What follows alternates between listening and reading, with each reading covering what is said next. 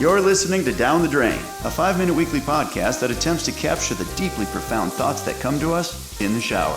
So if you like to ponder deep thoughts, then join us for some good, clean, intellectual conversation. Come on, grab a bar of soap and hop in. We just might be the perfect little shower companions.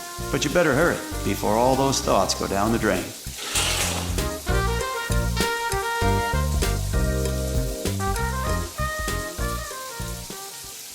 People who leave Wisconsin always say they miss the seasons. The dreaded glitch in the human condition.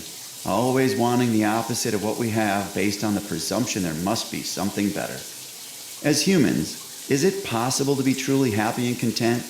Or are we all just wired to spend the time we should be happy and content looking for things that make us unhappy and discontent?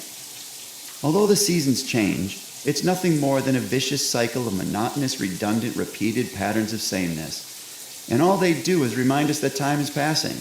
And as we move through it, with the undying hope for happiness and contentment in the joy and beauty of each new season, all we ever really find is the same damn thing over and over. Ooh, it's too warm, or ooh, it's too cold, or it's too cloudy, ooh, it's rainy. And all our hopes are dashed. And it's like Groundhog's Day, day after day. I'm trying to find happiness and contentment in the idea of winter coming to an end and spring beginning. But winter just doesn't want to release its stranglehold.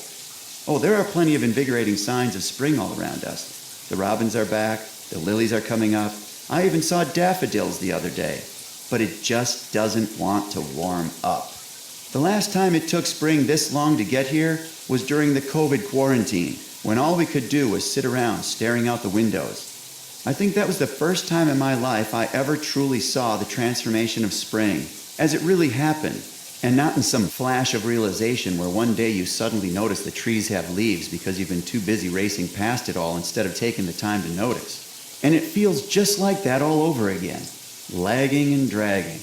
Any other year is like a time lapse, sped up at that. See what I mean?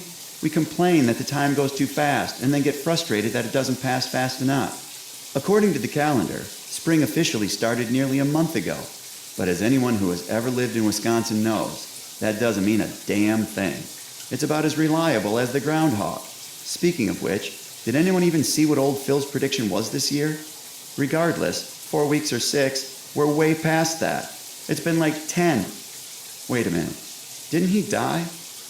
That's just great. Puxatawny Phil is dead, and now we're stuck with eternal winter. It doesn't help that Easter is so late this year either. Maybe the Groundhog gods can resurrect Phil from the dead so he can reconcile this mess.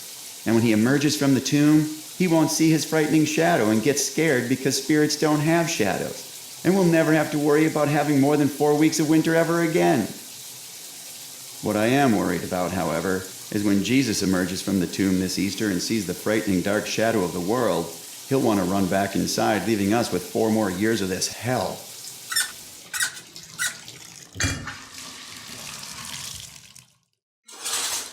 But it looks like we were in for that anyway. Mind grabbing me that towel? Thanks.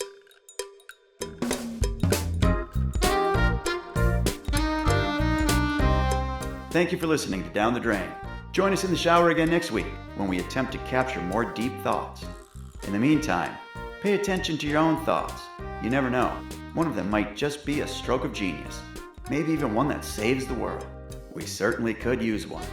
But whatever you do, just make sure you record it before you turn the water off, so it doesn't all go down the drain. Down the Drain was written, produced, and edited by Guy Hahn.